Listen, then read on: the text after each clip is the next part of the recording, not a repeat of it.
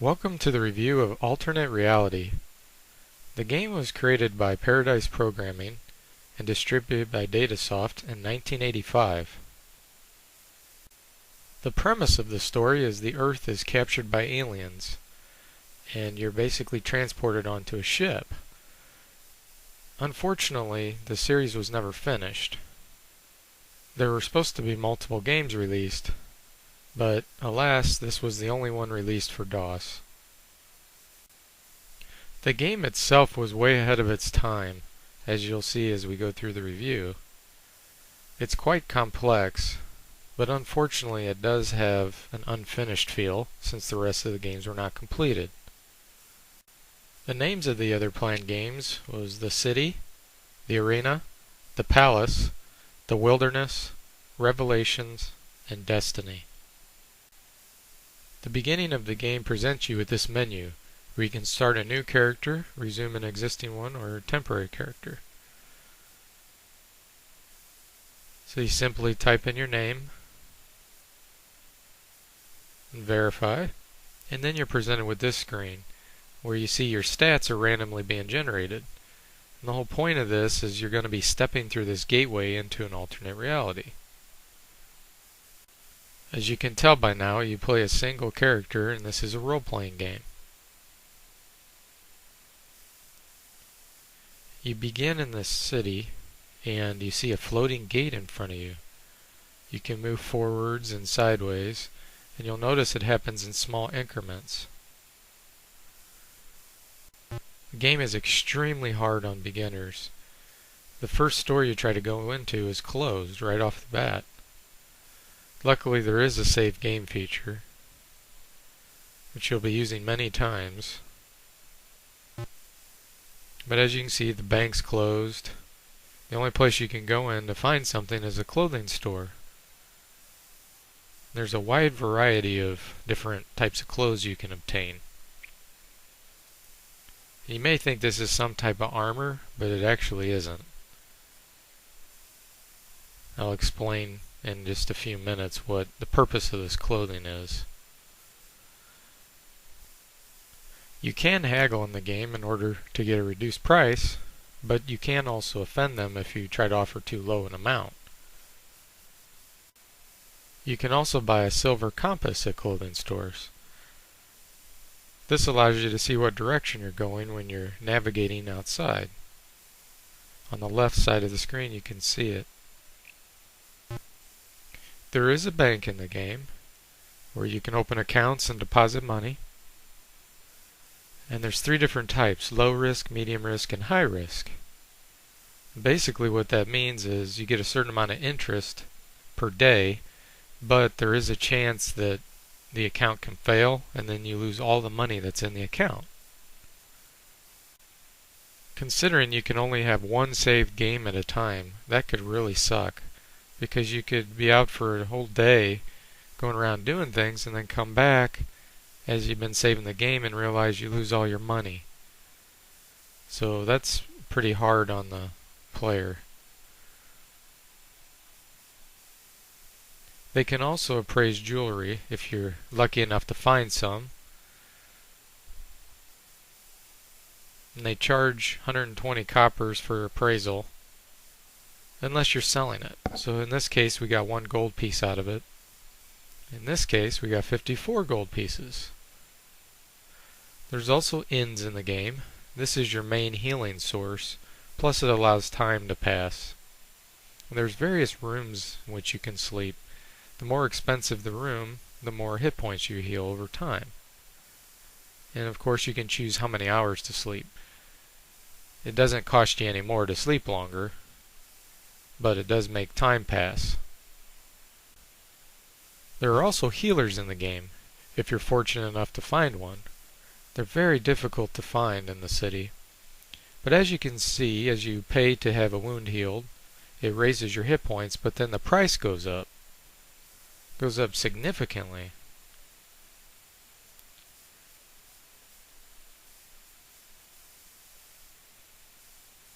Once you've healed up all your wounds, you can get a diagnosis to see if you have any diseases. You can also cleanse and remove delusions.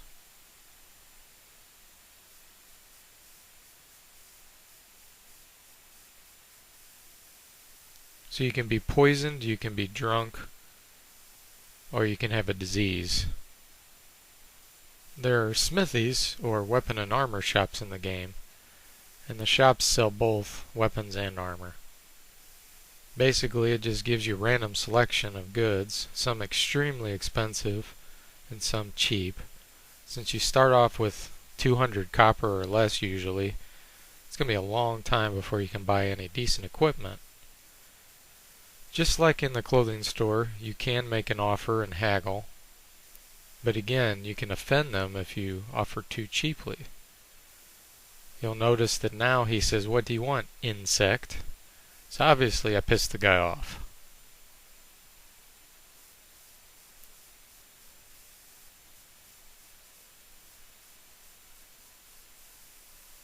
So sometimes you can make an offer and piss the guy off, and then all of a sudden he'll take it again. So it's a little bit random. There are taverns in the game where you can hail a barkeep, which basically allows you to buy a drink. And same situation, you can loop through all the different types of drinks you can get. The whole purpose of these drinks and food, if you talk to the waitress, is you have to eat and drink in the game or you'll get thirsty or hungry. And the various foods and drinks cost more depending on how much they quench your thirst or satisfy your hunger. You'll notice on the bottom right it said I was thirsty. So I go to the tavern and get a drink, leave, and the thirsty will disappear. You can also sometimes find water flasks and food packets. These you actually take with you, so while you're out in the city you can quench your thirst or satisfy your hunger. Sometimes it's hard to find a tavern selling these items though. I was confused at first when I was using the tavern because I would order food and it just sat there on the screen. So here I buy a bagel and you'll notice it says you're at a table with a bagel. So I didn't know how I actually ate it, but you don't really have to. For some reason it just leaves it on the screen like that. So here I'm famished and thirsty, so I decide to use a food packet and a water packet. If you wait long enough, you'll actually get parched, and this means you're really thirsty and your stats will slowly go down over time. You can see them on the upper bar there, how they're slowly going downward. Eventually they'll reach 0, and your movement speed will be super slow, and of course you're extremely weak and everything else. So the only thing to do is to head to a tavern and drink and eat as much as you can. And this takes a lot of drink and a lot of food.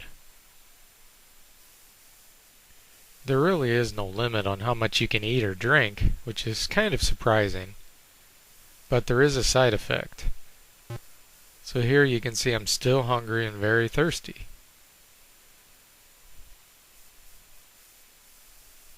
You just keep going, spending more and more money, which in the beginning of the game is very difficult. Still not good enough. Still thirsty and hungry. And until you get rid of those statuses, your stats won't come back. There we go. Now you'll notice the stats back. You can buy a round at the tavern, which allows you to get free drinks if you run out of money in the future and return to that tavern. You can also find some taverns that force you to become a member. Extremely expensive, 3,000 copper. And when you get in there, there's no advantages whatsoever. In fact, the food and drink's more expensive and it doesn't help you at all. If you drink too much alcohol, you can become tipsy. And you'll notice my guy is randomly stumbling around and the bottom of the screen is randomly flipping through different menus, which is really interesting. You can actually find if you're under active magic or can kind of diagnose yourself. So the other concept in the game is finding jobs. This is critical in the beginning, trying to earn money. Unfortunately, you have hardly any stats to actually be able to do the jobs they want. But eventually you may get lucky enough and find some simple job that you can perform. So finally I find I can be a host, and so you start working and you get paid per hour. Here in this case I got 138 copper. Sometimes, depending on the job, it's more risky and you could end up getting an injury. So in this case I got injured and lost a few hit points, but earned some money. In the center of the city is this floating gate that you can walk through, which has some type of mysterious effect that I don't know what it is. Now when you encounter enemies in the game, they play different music depending on their alignment.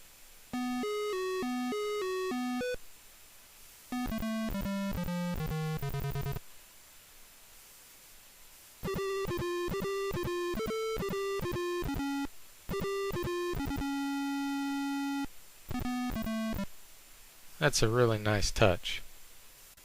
You begin the game unarmed, no equipment, so you'll find yourself dying all the time. And when you die it says this message: some will grieve on and on. I know you'll be back again. Maybe next time will be the time.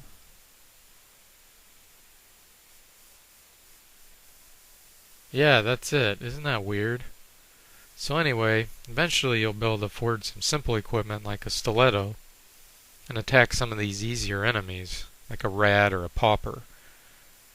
And the way you get a lot of money in this game is by killing enemies. You do have to equip your equipment in order to make it work. And switching weapons actually doesn't do what you think it does. That just switches left and right hands. So once you do finally equip it, then you're using the equipment and you can actually do some good.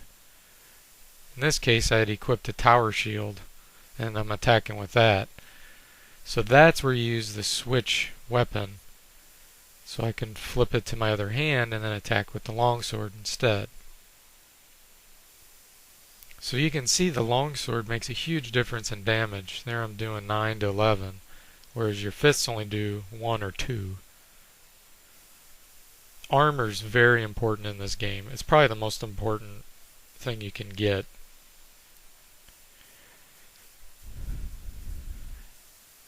The interesting thing is too that there's hit areas in the game. And some enemies can have really strong armor as well.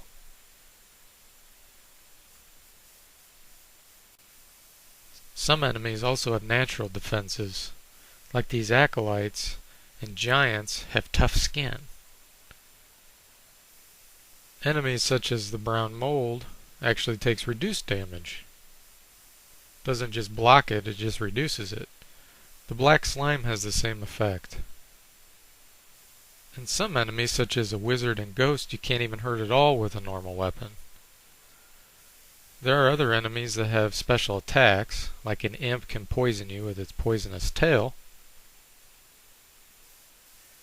And some enemies carry heavy weapons where you can actually get multiple attacks in before they get another attack.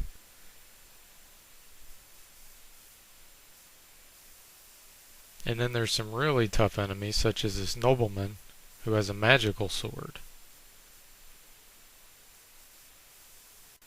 You can be surprised by enemies, which means they get a free attack. And when you kill enemies, sometimes you get equipment. It's pretty rare that that happens, but it can happen. Some enemies, like gremlins, are pretty good at giving equipment. And some enemies are better at giving money than others, such as skeletons. There's some really tough enemies. Probably the hardest, or one of the hardest in the game, is an assassin. They have poison daggers. So when you encounter someone, you can try various options to get rid of them. Here I'm trying to bribe a guard, so I try to give him my compass. And it worked. He took it and left. You can also do an offer and give money to someone, such as his pauper. This is the only way I know in the game to increase alignment. Yes, there is a hidden alignment flag in the game. There's also the ability to trick an enemy, which essentially means you kill it outright. You can also try to charm. Both of these actions are very unlikely to work. If you have a very high intelligence, it increases the chance of tricking, and if you have very high charisma, it increases the chance of charming. The premise behind these is you either charm them so that you deal a death blow while they're in awe of you, or you trick them and backstab them. Now, it's really goofy that you can charm a ghost, considering your weapons wouldn't normally work anyway. The game does have spells as well. They're very difficult to get, but once you do, they're pretty darn sweet. Of course, they can fail all the time unless you've really researched them well. In this case, we're trying to cast Inflict Wounds. And the guard actually parried it in this case. So as long as they have a shield, then the spells can potentially be parried.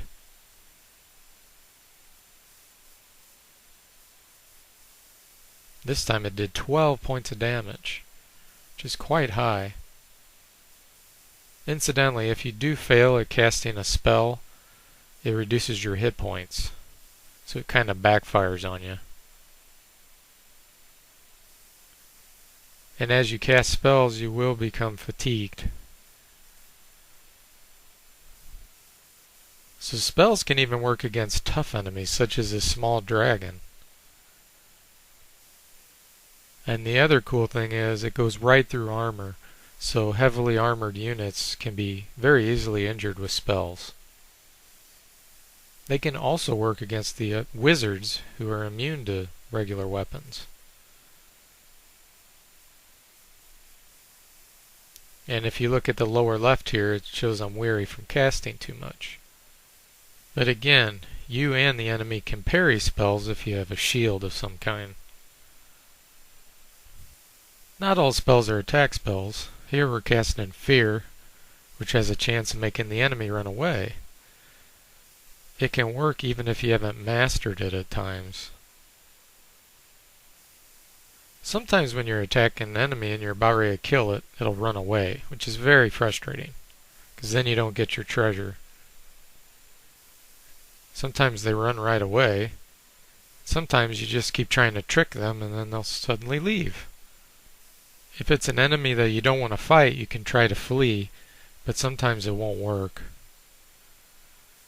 You probably don't want to try to flee from a mugger or a thief because they'll actually steal items and you'll have no idea.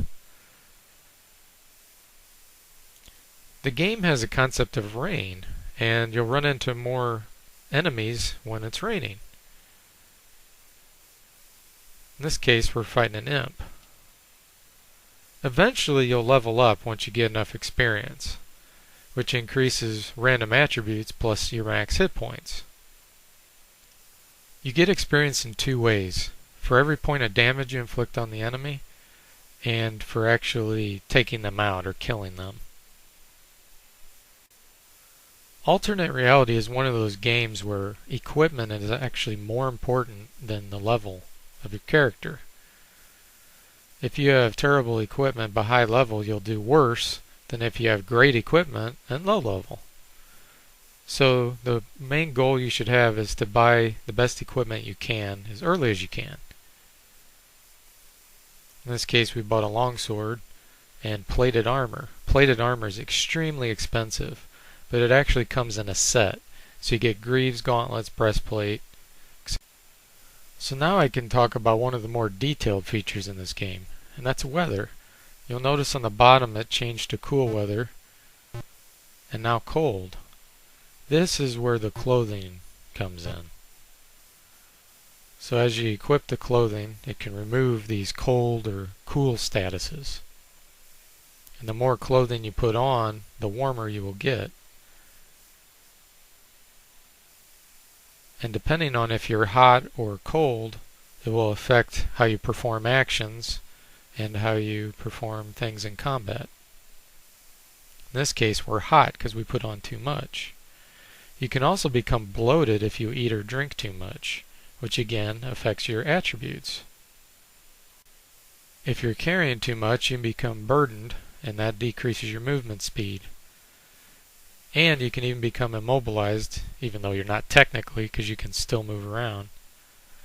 If you drop equipment, the cool thing is it still stays there on the map. You can go back to that same position, and there it is.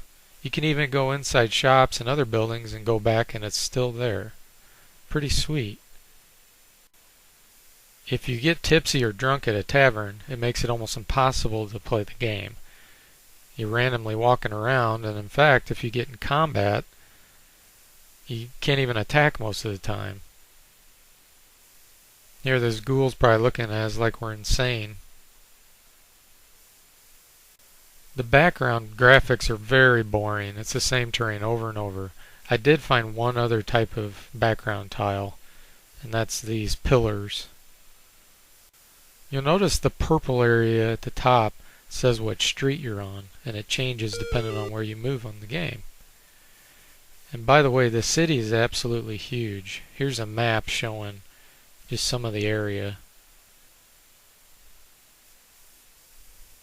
It's very easy to get lost in this game, especially since there's no overhead view. But someone had created this nice map on the internet, which really helps. The game is riddled with secret doors. You just walk through the wall and it plays a special little tune to let you know it was a secret door. You'll also stumble across secret shops at times. And another huge aspect in this game are guilds. In fact, it's one of the neat things that make you want to keep playing the game. Every guild you visit raises a specific type of attribute. Unfortunately, it's very difficult to be able to join a guild. And they're also hard to find. Sometimes they're in secret areas. Sometimes you'll just stumble across them while you're walking. And they hardly ever accept applications even if you qualify. They can remove curses, and you don't have to be a member to do that.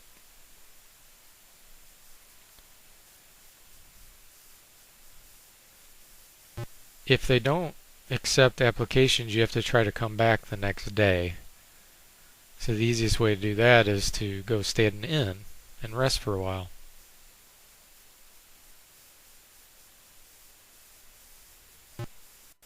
If you do manage to join a guild, you can then begin learning the spells that they teach. And each guild teaches specific spells.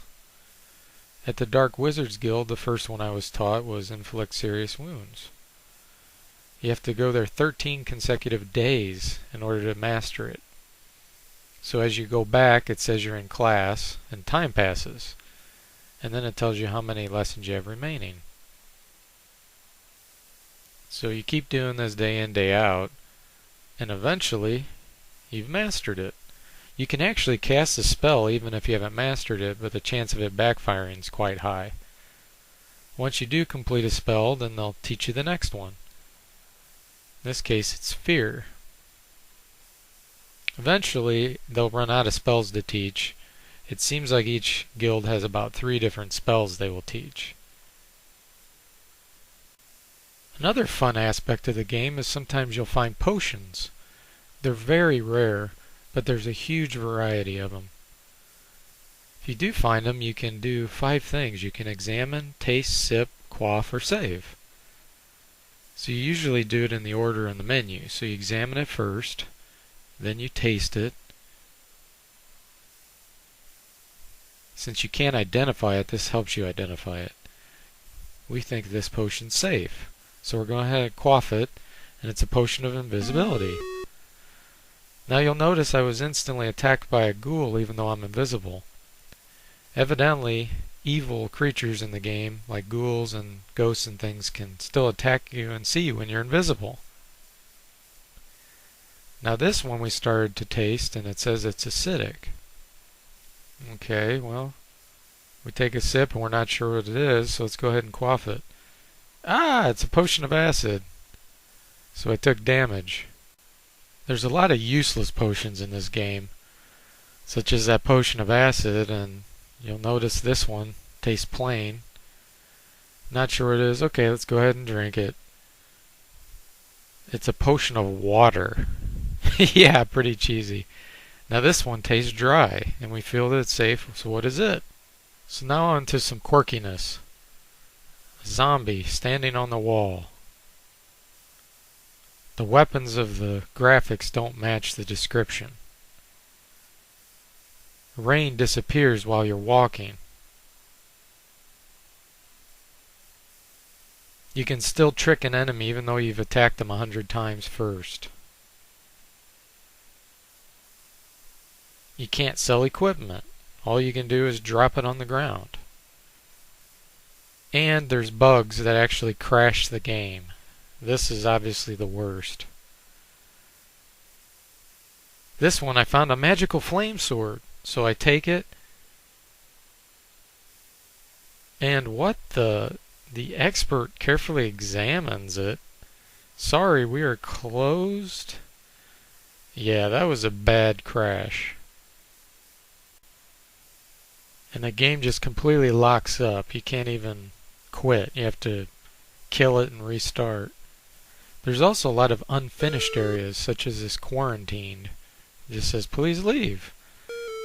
Or closed by order of the palace. And I found various areas where it says something's missing. You can't load this arena file.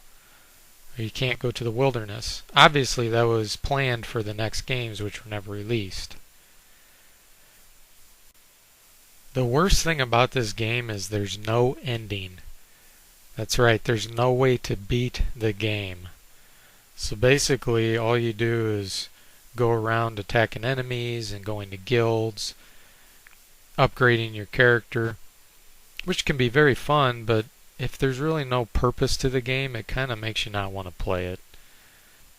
Now some of the other platforms, such as Commodore, does have the sequel, so you can transfer your character. That would have made this game so much better. But all that being said, this game was way ahead of its time. It had a lot of details for 1985. And it also had a nice roleplay feel to it. You really did feel like you were this character in this alternate reality. And there's all kinds of hidden things in the game, such as secret doors and statuses that you're not even aware you have. For instance, you have no idea that there's really an alignment in the game, but there is a hidden alignment value. The animations and graphics are pretty good for 1985, considering it was DOS. And the music's, not so great.